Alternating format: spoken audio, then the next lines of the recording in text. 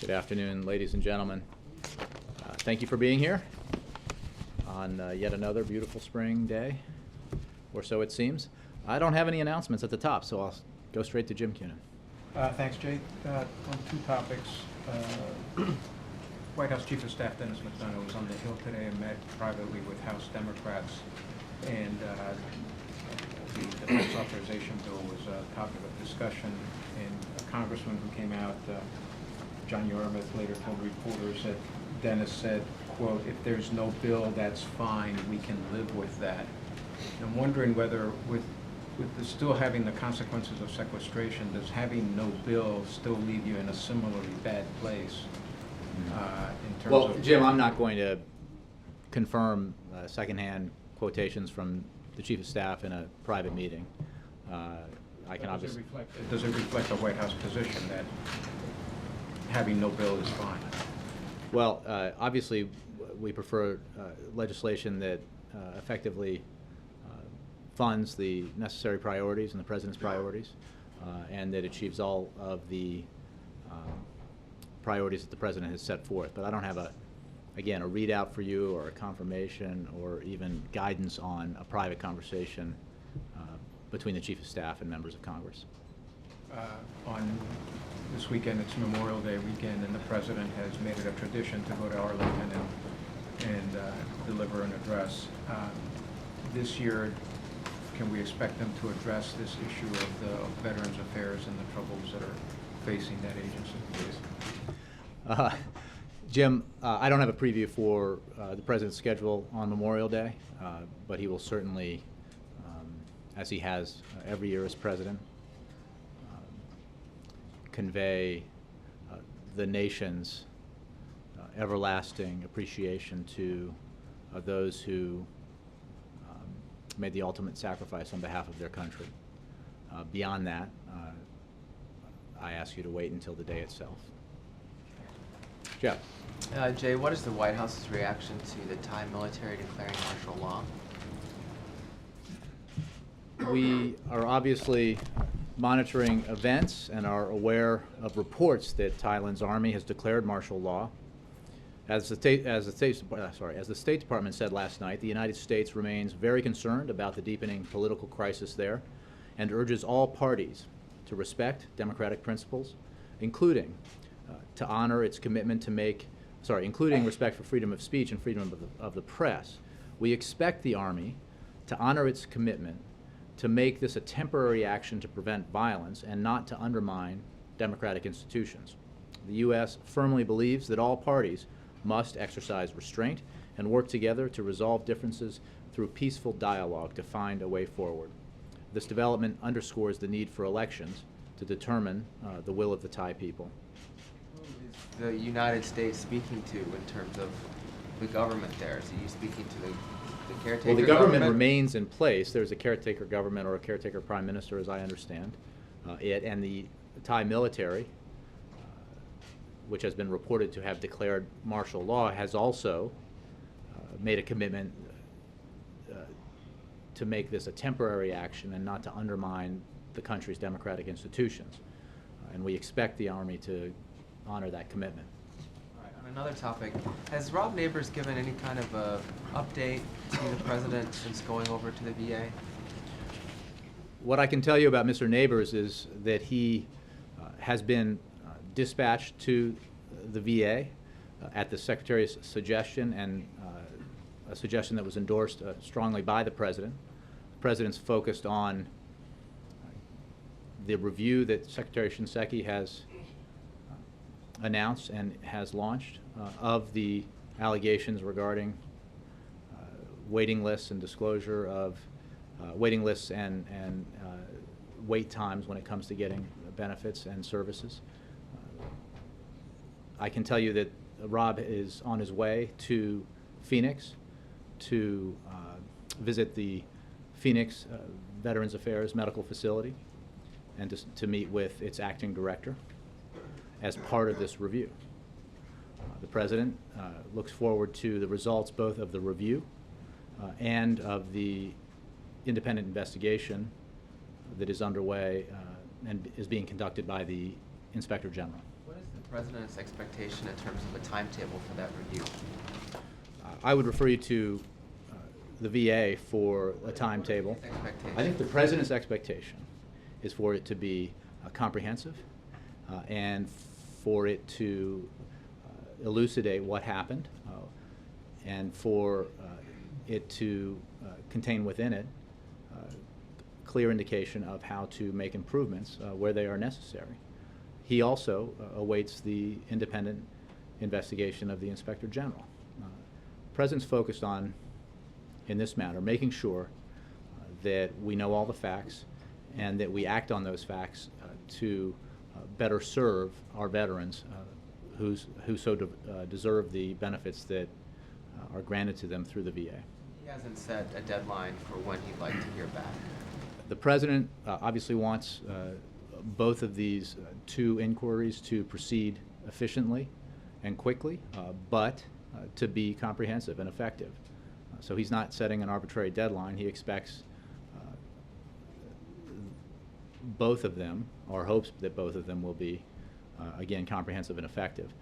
I refer you to the VA, where I think the Secretary and others have indicated, or at least provided more detail about the review and what their expectations of it are. But what I would like to note to you is that Rob Neighbors is on his way, or will be traveling to Phoenix on Wednesday evening. He'll meet with leadership there at the Veterans Affairs Medical Center in Phoenix, including Interim Chief Steve Young, who was appointed following U.S. Secretary of Veteran Affairs Eric Shinseki decision to place the director and 2 other employees there on administrative leave. Neighbors will also conduct a site visit of the facility and meet with local veteran service organizations as part of his trip. Today, Rob Neighbors is also engaging with several VSOs in Washington, D.C., including the Veterans of Foreign Wars, the American Legion, Disabled American Veterans, Paralyzed Veterans of Americans, AMVETS, and Vietnam Veterans of Americans. All of these meetings taking place ahead of his visit to Phoenix. Was that Wednesday, or he's? So I'm sorry, he's on his way to, he will be on his way to Arizona Wednesday evening. He's having these meetings prior to his departure for Phoenix. Okay, so the meetings are going to take place on the day of Wednesday or on the day of Thursday? Today, he is having these meetings. Here in Washington, And the D.C. Phoenix meeting will take place when? He leaves tomorrow evening And they will have for Phoenix. also tomorrow? Well, my understanding of how the clock works, it'll probably happen Thursday if he's leaving tomorrow evening. Well, they're 3 hours behind us, so it could also happen when he lands. Why don't I refer you to the VA for the minute-by-minute schedule? Thank you, Jim. Jim. Jay, the folks over at the American Legion have emailed out to reporters a memo dated April 26th, 2010, and I think this memo came up at the Senate hearing last week on VA issues. And it talks about certain facilities adopting use of inappropriate scheduling practices, sometimes referred to as gaming strategies. And the memo goes on to warn facilities not to use these strategies to conceal the wait times. It seems as though, looking at this memo and the fact that it was brought up at hearing last week, that this has been going on for years, this concealing of wait times. How is it? Is the President satisfied that he had not heard of this until these new Let me be clear, because there was a misunderstanding and a lot of misreporting about this specific topic yesterday. I was asked, I think by you, when did the President learn of the specific allegations, or at least that's what I understood your question to be, the specific allegations contained first, I believe, in a CNN report about the Phoenix facility. The President, as we all know, we've discussed it here, has been talking about the issues and challenges facing VA since he was a candidate. And it was precisely those problems that had been identified and were discussed in 2006, 2007, 2008 that he spoke about as a candidate, and that led him to commit to increase resources available to the VA so that we could better serve our veterans, and to deliver on that commitment every year since he's been president. So no, this is not a new issue to the President. That's why he has been focused on it since he's been president. That's why he has been so focused on improving service and care for our veterans. That's why he has directed his administration to take the steps that it has taken to expand access for our veterans to the important benefits that they have earned and deserve. That's why he has directed his administration in the VA to create a presumption of acceptance for disability claims when it comes to those exposed to Agent Orange during the Vietnam conflict, and to those who have suffered from PTSD, post-traumatic stress disorder in Iraq and Afghanistan. Again, that greatly expands. He's noted about the long wait times for several years, but the issue of the concealing of those wait times, the practices that were being implemented at certain facilities around the country to hide the wait times, to make their records, I guess, look better in terms of how long veterans would have to wait. That is something that the President did not know about until just a few weeks ago. Again, Jim, we can repeat this, and I apologize if there was a lack of clarity on my part yesterday. I was responding to a question about I understood from CNN about CNN's report about allegations, including that some veterans have died as a result of these issues in the Phoenix facility. That matter is under independent investigation by the IG. The IG himself has made some statements about that investigation and the results of it so far. The Secretary of Veterans Affairs, Eric Shinseki, has also launched his own review of those allegations and others that have emerged in the wake of that reporting. And we, the President and the rest of us, await the results of those two inquiries. And he is not at all pleased with some of the allegations and will be extremely unhappy if some of them prove to be true. But he will wait for the facts and the investigations, as we all should, and then insist that action be taken and people be held accountable. So how long has the President known about the concealing of these wait times? Again, you know what, Jim, I would urge you to wait for the investigation. How long has the Secretary known about these wait I would times? refer you to the Veterans Affairs Department. We just don't know that at this point. I would refer you for questions about the Secretary of Veterans Affairs to the VA. And how would you respond to the House Majority Leader Eric Cantor? He said earlier this morning that, and I'm paraphrasing here, that the President seems to keep learning about these scandals through Again, news that's a reports. product of perhaps my lack of clarity yesterday and some, I think, reporting inaccuracies. I was responding specifically to a CNN report that I think people learned when they either saw it on CNN or heard the report about it. The President has been discussing these issues and pressing Congress to tackle these issues since he was a candidate for this office.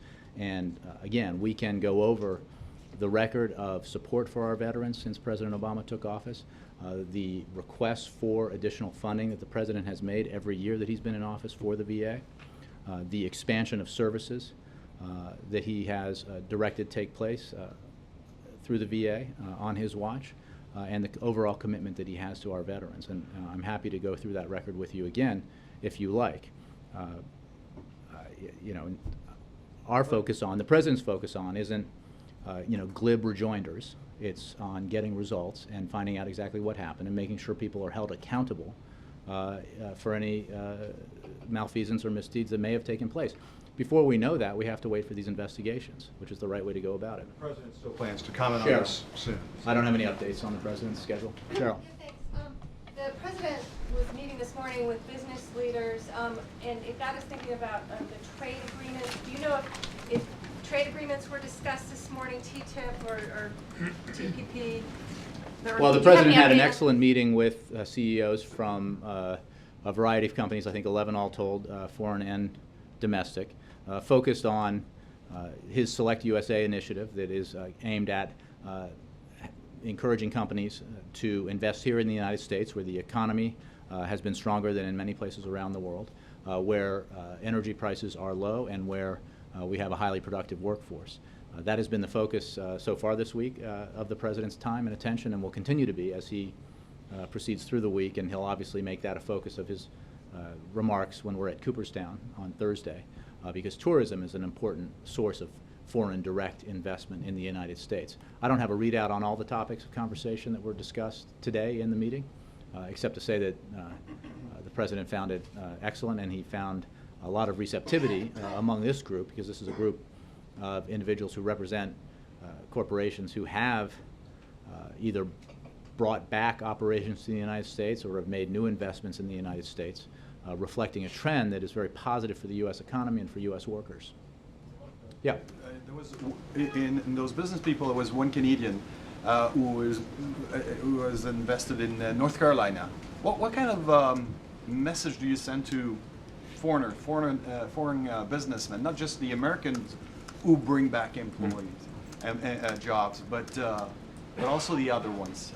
What type of message? We're in a global economic competition, And the President believes that we, the United States, have to do the best job we can of making clear to multinational corporations and foreign corporations that the United States is a very attractive place to invest, to build, and to hire. So he absolutely welcomes foreign direct investment. It's a piece of what drives our economy, and the kind of investment that we seek from foreign companies is the kind that brings high-paying, quality jobs to the shores of the United States. And that's good for the American economy and good for American workers. Yeah, Angela. Following up on this topic, Senator Levin, of course, introduced a bill this morning that would ban or make it harder to do corporate inversions. Is that a bill that, if it reaches the President's desk, the President would support? We haven't obviously reviewed any legislation at this point yet. On the general principle that we should have a tax code that does not reward companies for moving their operations and jobs overseas, but instead encourages them rather to invest here in the United States and to build businesses and jobs here in the United States, is one that is reflected in the President's budget. And he encourages Congress, especially Republicans in Congress, to approach tax reform in a way that keeps this issue very much high on the priority list. You know, we need to reform our tax code in a way that it makes investment in the United States attractive, that creates incentives for companies to invest here, instead of a tax code where, as currently exists, there are loopholes that companies can exploit to avoid the taxes they owe on U.S. income. Unfortunately, we've had a lot of resistance to that proposition from Republicans, but we hope they'll change their opinion. Alexis. Jay, how does the President want Rob Neighbors to function as he conducts the review so that... As he always has, professionally and effectively. So that observers are not concerned that the President is putting a political thumb on the scale while an independent investigation by the IG is underway? Well,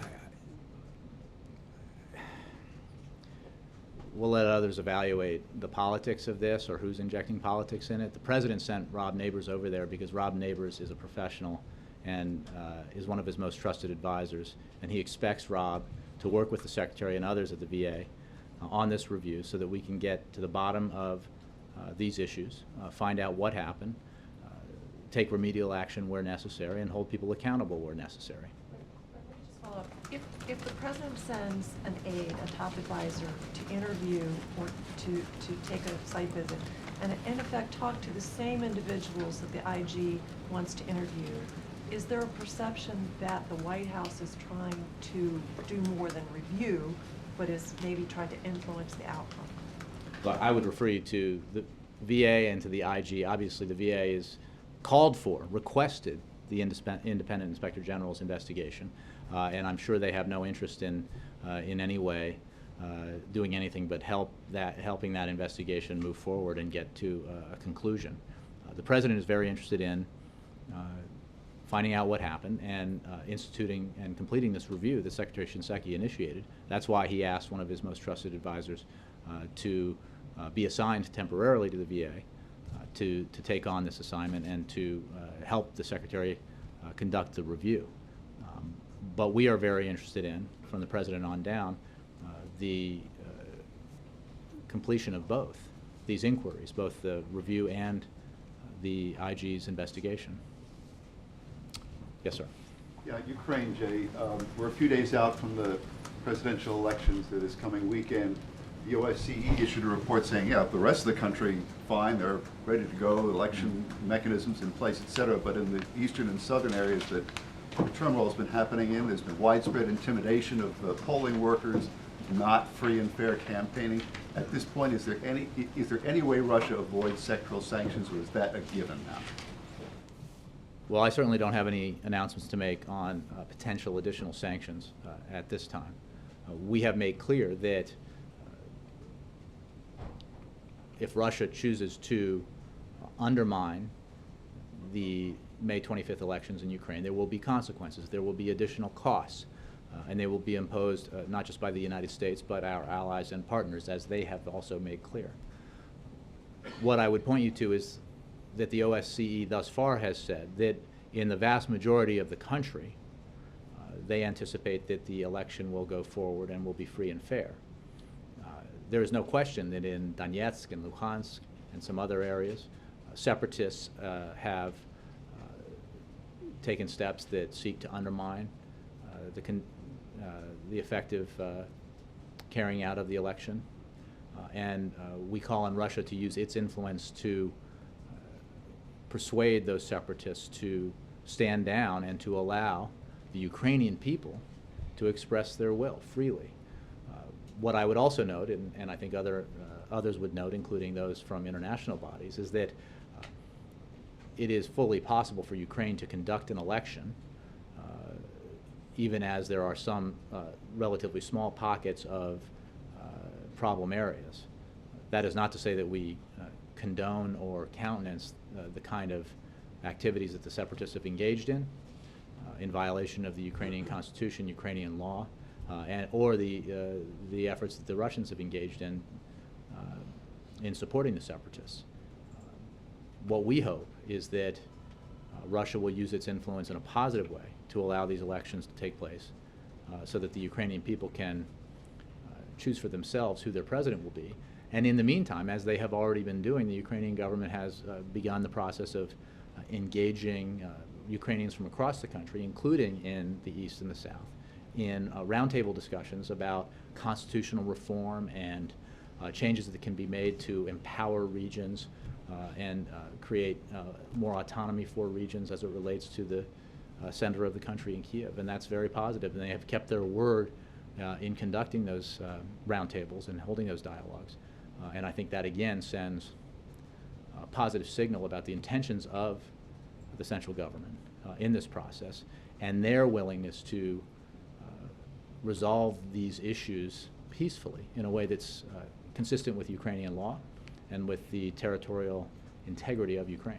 But in the areas where they have been trouble, you have not seen any sign of the Russians doing what you have repeatedly called on them to do. Oh, I didn't say that. Oh, you mean in terms of using their influence to? We have yet to see any significant sign that Russia is effectively persuading separatists to vacate buildings, for example, return property to local and regional governments, and to allow the elections to take place. Now, there have been statements out of Moscow relating to the disposition of Russian troops on the border of Ukraine that, if carried out, would be positive. We have yet to see any indication that Russian troops are withdrawing from the Ukrainian border, but we will monitor that closely and certainly hope that the statements of today and yesterday from President Putin and the Russian defense minister end up being more than just statements, but presage actual movement by Russian troops away from the Ukrainian border. That would be a positive development. Major. A couple things on VA before I take on a couple of other issues. Yesterday you said the administration was supportive of the goals of this piece of legislation that will be before the House this week, the Veterans Management Accountability Act. Shinseki is against that, says he has all the authority he needs to punish and deal with those who do not perform up to standards of the Veterans Administration. Does this indicate the White House and the Secretary disagree on what needs to be done as far as accountability within the VA? No, what I said yesterday and what remains true is that the administration shares Congress's concern about ensuring accountability and effectiveness at the VA and is working to address the problems that have surfaced. And we will closely look at the bill that you mentioned. And as I said, we share the goals. And we'll work with Congress to address some concerns we have with the details of the bill. But the overall issue of more does need to be done to give the VA well, as I more mentioned authority. yesterday, the President has already directed Secretary Shinseki to make sure that the VA is making maximum use of its existing authorities when it comes to making sure people are held accountable, and also that they're assessing whether or not they need additional tools. So we think this is an important issue. We share the concerns that are at the heart of this proposed legislation. We also will work with Congress to address, some of the concerns we have with the details of the legislation. But the overall issue of making sure that there are tools in place to hold people accountable at the VA is one that we share. Okay, you've mentioned many times the need for these investigations to succeed. I was on the phone with Chairman Miller of the Veterans Committee today, and he said that he sent a letter right after the news reports in Phoenix surfaced, urging the VA to send a cease and desist order about the destruction of any documents related to this investigation. And it was 8 days before the VA actually sent that order out to the Phoenix office. He's concerned there and in other places where investigations are underway that the VA is slow to tell people, preserve all evidence so facts can be determined and accountability can be assessed and carried out. Will you say on behalf of the President that the VA needs to move on this faster, and that in every case where there's an investigation, a cease and desist order about not destroying evidence and maintaining everything that the investigators need to see should be done?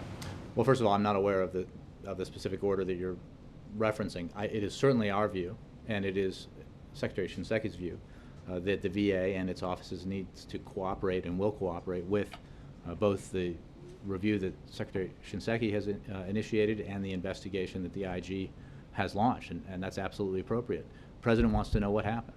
The President wants to make sure that any bad behavior is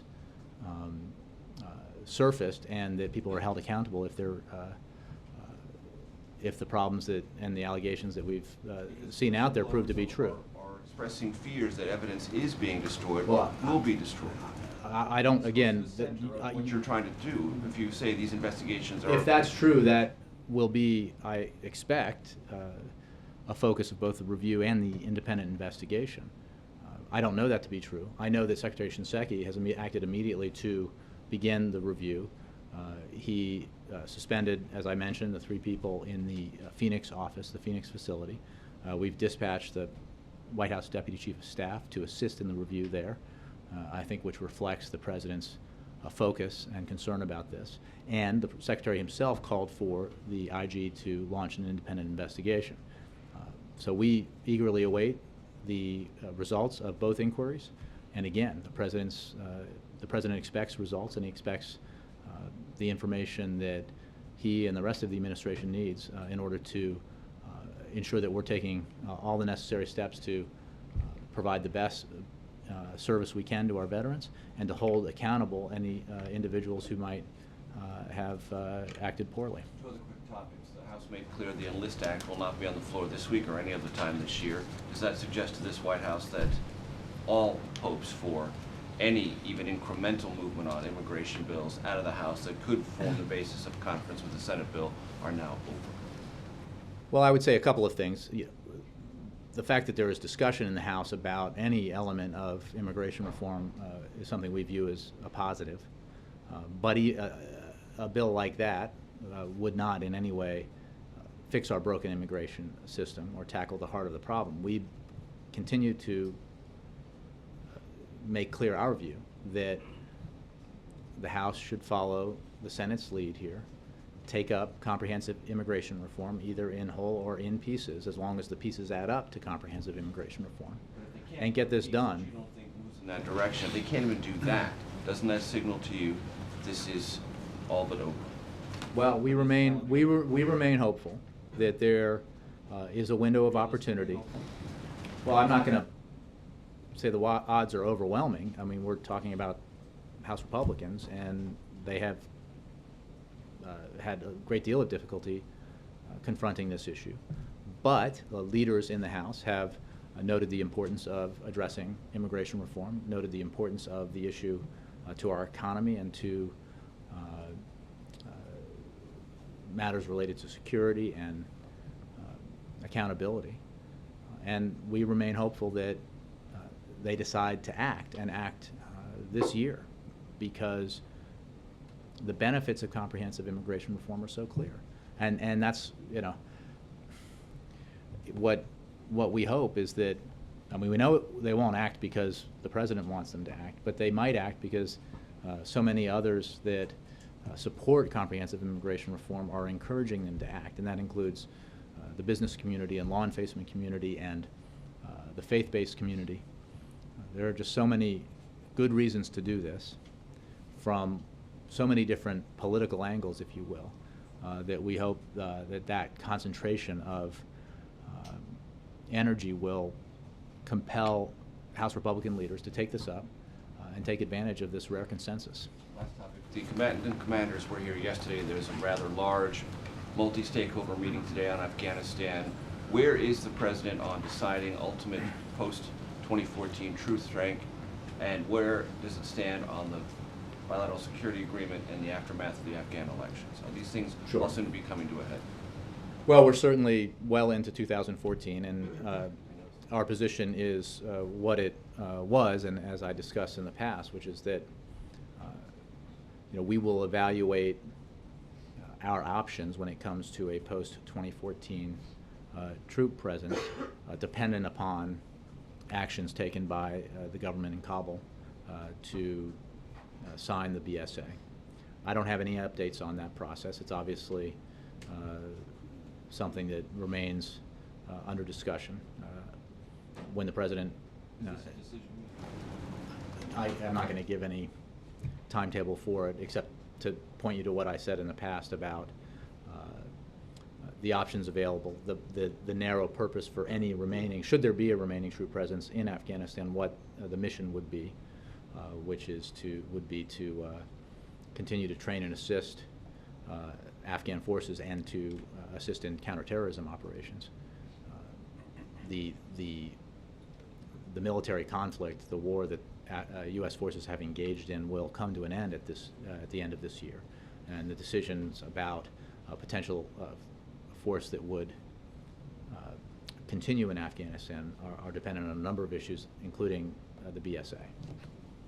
Ed. Jay, on the VA, Tammy Duckworth is, as you know, a wounded war veteran, served in the VA department earlier in this administration as a Democrat, and she said today to the Washington Post, it's hard because Mrs. Obama has done so much, Mrs. Biden has done so much, and I see that as part of the president's push on this overall issue. And then she went on to say, quote, I think he's relied on Secretary Shinseki, but we could use his personal attention at this point. When you have a Democrat from the president's home state saying we haven't had his personal attention, how do you react to that? Well, I would simply say that the president has provided his personal attention. He's personally instructed that we provide additional resources to the VA. He's personally overseen. Not buying it. Even Democrats are saying we need to see it. I'm not sure that the quote you read it backs up what you're saying, but use his personal attention. And what I'm telling you is the personal attention is there. And as I just noted, his senior aide is going to Phoenix tomorrow evening as part of his assignment to assist Secretary Shinseki with that review, which reflects the president's focus and attention on this issue. And we share concerns that have been raised around some of the allegations that have surfaced in recent days. And that's why the president wants the secretary and the IG to conduct their inquiries completely and thoroughly and effectively and quickly so that we can get to the bottom of what happened, get the results of those inquiries, and take action accordingly. You continue to call it allegations, and there are some, but on the other hand, that memo that Jim Acosta was mentioning before from 2010, an internal VA memo, said, quote, the purpose of the memorandum is to call for immediate action to review current scheduling practices to identify and eliminate all inappropriate practices. So 4 years ago, they were saying it's not just allegations, but a top VA official had determined this was going on, and they had to immediately take care of it. So will you admit at least that it's not all allegations, that in fact some of this has happened? Well, the VA said it. Again, I have made clear that some of the allegations that have emerged in these reports, including the most sensational ones, are under investigation, and we'll await to see the results of that. I think it's an important place to start that no one in this building or anywhere else in the administration, including over at the VA, holds the position that all the challenges that the VA was confronting in 2008 and 2009 have been solved. Far from it, and that's why the president, as a candidate, spoke about the problems at the VA, spoke about the need to provide necessary resources to the VA. Why did you send Rob Neighbors there in 2010, 2011? Look, Ed, this is under investigation, and the president memo wants in 2010 results. said it was going on 4 years ago. You're talking about an internal VA memo. I would refer you to the Did you share VA. it with anyone over here? I would refer you to the VA about their internal memos. What I can say is that the president insists that these investigations go forward and that they come to a conclusion and produce results so that we can evaluate what happened and what action needs to be taken. And I would point to all of those who have, as the President does, a concern about our veterans and the need to provide them the services and benefits that they deserve, to the effort that we have taken and that Congress has responded to in providing the additional funding over and above what was provided in the previous administration, substantial increases year by year, and to the steps that under Secretary Shinseki's leadership and the President's leadership that have been taken to expand the benefits provided to our veterans, expand significantly the number of veterans who are availing themselves of benefits through through disability claims and through the Veterans Health Administration, and to say simply that more work needs to be done. And that is absolutely the President's focus. That's why when you say the President's focus on this, has personal intention on it. Next week you're having a White House summit on youth sports safety, which is obviously important, dealing with concussions, et cetera. Why not next week around Memorial Day have a White House summit on veterans benefits, veterans issues, deaths at hospitals? Well, I would posit a couple of things. One, the President is actively engaged in the effort to find out what happened related to these allegations in the VA. As I just noted, his top advisor is heading to Phoenix, working with the VA as part of that review. And we continue to proceed on a lot of fronts when it comes to veterans benefits and veterans affairs. It is also the case when it comes to the Summit on Concussions that this is a matter of interest to and concern to millions of families across the country. So it's entirely appropriate to focus some attention on that issue. Let me move up and back. Zeke. In terms of the scope of Rob Neighbors' investigation at Phoenix, is he solely focused on these specific allegations that have come up, or is he looking at the broader, long-standing issues at the VA as well? Let me just clarify that Rob is not independently investigating. He is helping the Secretary conduct the review that the Secretary initiated. So for the scope of that review, I'd refer you to the VA. They're not. So Rob's not going over there to deal with any of the other existing issues at the VA in terms of the still long wait times for veterans coming back.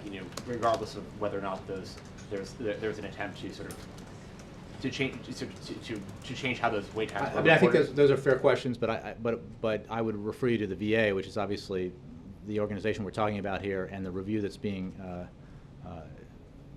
conducted is one that has been directed by the Secretary of VA. In the case of the IRS, the President put it as sort of he had a window, I think, to when Danny Werfel went over there in terms of when he wanted to report back on in terms of those specific allegations. Does the President has given the VA a timetable when he wants to see? I think I was asked that, and I'm not aware of the specific timetable. I believe Secretary Shinseki has addressed this question, and I would refer you to him and to the VA. John. Jay, I don't know if you saw Politico story today about the midterm elections, quoting anonymous Democrats saying that the president had what they call electoral detachment. The president set up no meetings with his political staff and does little beyond headlining events to activate big donors. There's no strategic direction. The story said, put this in contrast to Bill Clinton, who has had meetings with the DSCC and the DCCC. So my question is, how engaged is the president in Democratic strategy for these midterm elections? Look, the president is focused on what he can do to help Democrats in this midterm cycle. And there are three areas where he can help and where he has been helping and where I think Democrats would attest to the fact that he's been helping. And that's ensuring the campaigns and the committees have the financial resources they need. I think if you talk to Democrats, they will tell you that he has devoted a significant amount of time to that effort. He's leveraging his grassroots network, a network that made him the first person since President Eisenhower to get 51% of the vote twice, and all of the data and technology that comes with it available to 2014 candidates. And of course he's focused on turnout. Midterms, as all you expert political reporters know, are about turnout, getting the base out, and no one is better at doing that than President Obama, at least in the Democratic Party, and so he'll be focused on that. Beyond that, what the president, and I think I would say any president would do in this situation, is help set the terms of the debate. And what you see the president doing, whether it's talking about the urgent need to invest in our infrastructure so that we can create jobs today and an economic foundation for the future, which is what he was focused on last week, to what he's focused on this week when it comes to attracting foreign investment into the United States, which helps create high-paying jobs here in the U.S. The president's focused on issues that matter to the American people, and where, unfortunately, often there is a stark contrast with the other party's economic agenda in particular. An agenda that, as we've seen from the budget that emerged yet again in the House, is focused on providing additional tax cuts to the wealthiest individuals and corporations, that would hike taxes on middle-class families, strip away benefits, voucherize Medicare. I mean, an economic plan that is not just unpopular, but highly dubious as policy. And you know, that's the kind of contrast that I think the president can point out when he's talking about the issues that matter most to the American people. So how intensely focused is he on the midterms? How much time is he going to be, devoting to this? And this mentions, supposedly no meetings with political staff. I mean, is that true? I think the president, I don't have a detailed accounting of his time. The president's primarily focused on the issues and the opportunities related to advancing his agenda on behalf of expanding opportunity for the American people. He strongly believes that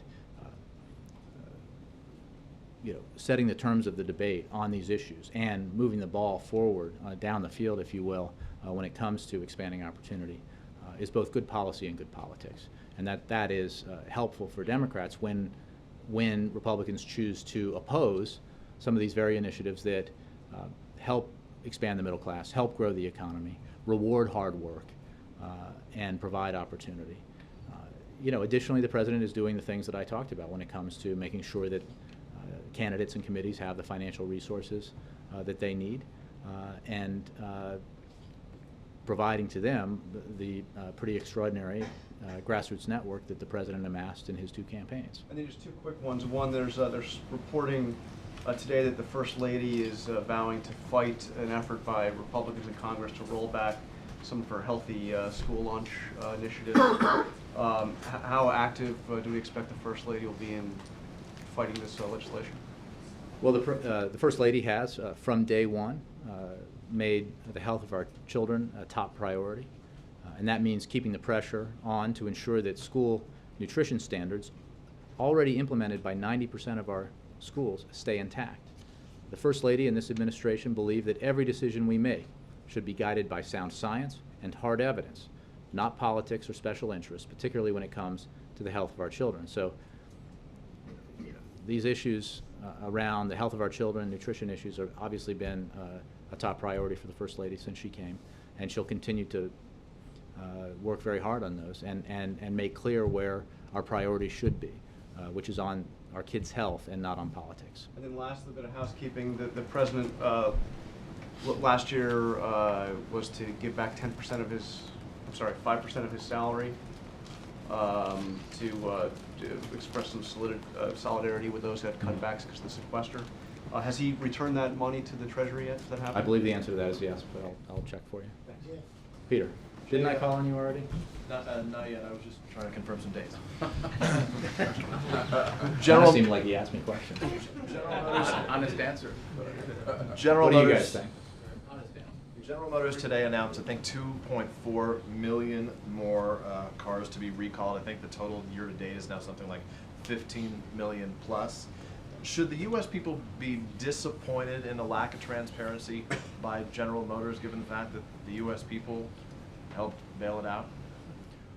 Well, again, these are, as I think we talked about earlier this week, these are enforcement actions, and I would refer you to DOT and to the Highway Safety Transportation Administration for the actions they've taken with regards to penalties. In terms of decisions by GM itself to recall vehicles, I think, again, that would be something that DOT might better address.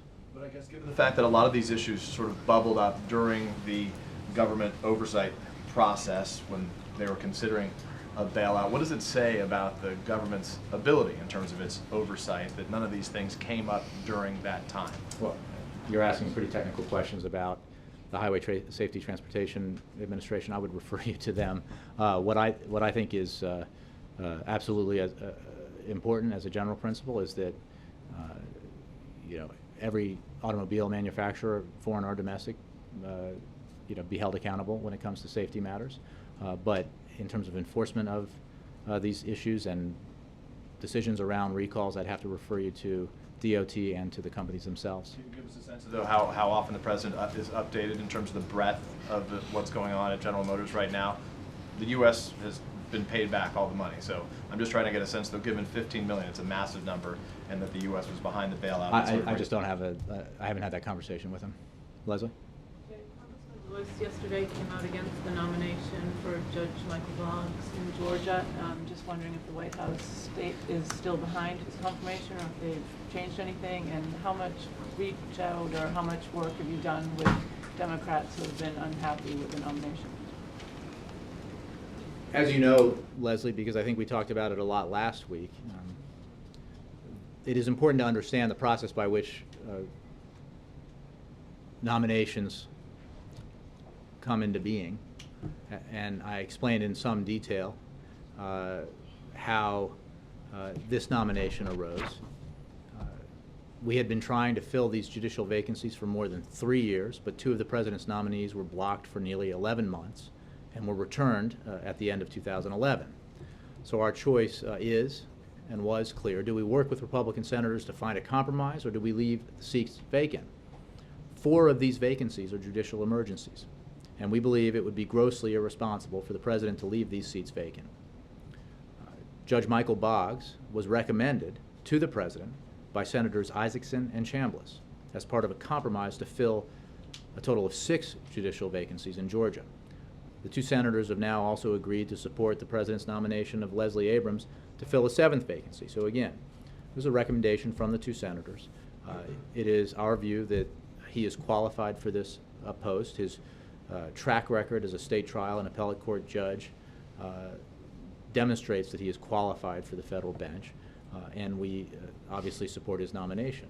But it is important, again, when you report on the general picture here about this nomination and how the process works and the compromises come about, that you have all the details. John Christopher. Thanks, Jay. Again, with the elections coming up in Ukraine in 5 days, do you have any insight at all as to whom or what entities may, in fact, on election day, be at the polls, for example, monitoring the procedures? The OSCE has, as I understand it, dispatched or will dispatch quite a number of election monitors. These international entities, do you think? Yes, the OSCE, I believe, I don't have the demographic breakdown, but individuals from a variety of different countries. I think a relatively small percentage of them are Americans, but it's all overseen by the OSCE. Are there NGOs perhaps involved? You would have to ask them, Okay. but I think it's a substantial number, and they have been monitoring the prelude to the election and the preparatory work that Ukraine has done, and they have given reports on that work, and generally very positive reports about the work that's been undertaken by the Ukrainian government to ensure that there is a free and fair election on May 25th. And they have also reported back, as I think one of your colleagues mentioned earlier, on problems in places like Donetsk and Luhansk, and the impact that separatists have had under the influence of, and unfortunately with the support of Russia. We continue to call on Russia to use its influence for good, if you will, to allow all Ukrainians the opportunity to vote in a free and fair democratic election on May 25th. Thanks, Jay. Bill, last one. Back to judicial nominations, as you know, David Barron is also held up in the Judiciary Committee. The White House has released the one memo related to the Alawi the drone attack. Does the White House plan to release, as some senators have suggested, any and all memos written by David Barron, drone related? What I can tell you is a couple of things. First of all, David Barron is enormously qualified for this judicial post. He's a respected member of the Harvard Law School faculty, a former acting assistant attorney general at the Department of Justice, and a former Supreme Court clerk. The administration is working to ensure that any remaining questions members of the Senate have about Mr. Barron's legal work at the Department of Justice are addressed. Last year, as you know, members of the Senate Judiciary Committee had access to the memo you referred to, and I would note that in his committee vote, Mr. Barron received unanimous Democratic support, and we're confident that he will be confirmed to the First Circuit Court of Appeals and will serve with distinction. I would also note that questions have arisen regarding what materials the administration has made available as the Senate evaluates Mr. Barron's current nomination. The administration has made available unredacted copies of all written legal advice issued by Mr. Barron regarding the potential use of lethal force against U.S. citizens in counterterrorism operations. And anticipating any question about public release, I would refer you to the Justice Department. But all written legal advice issued by Mr. Barron has been made available to members of the Senate as part of their deliberation. For the use of drones against non-U.S. citizens, have those memos been released, or will they be released as well? Again, I think you're using release a little loosely, but Made available to the Senate is what I mean, senators. What I can tell you is that all written legal advice issued by Mr. Barron on the issue of potential use of lethal force against U.S. citizens in CT operations has been made available. For more information, I'd refer you to the Department of Justice. Public release as for I'd refer you to the Department of Justice. You know, there was obviously a Second Circuit opinion, and the Justice is evaluating that opinion. Thanks, everybody.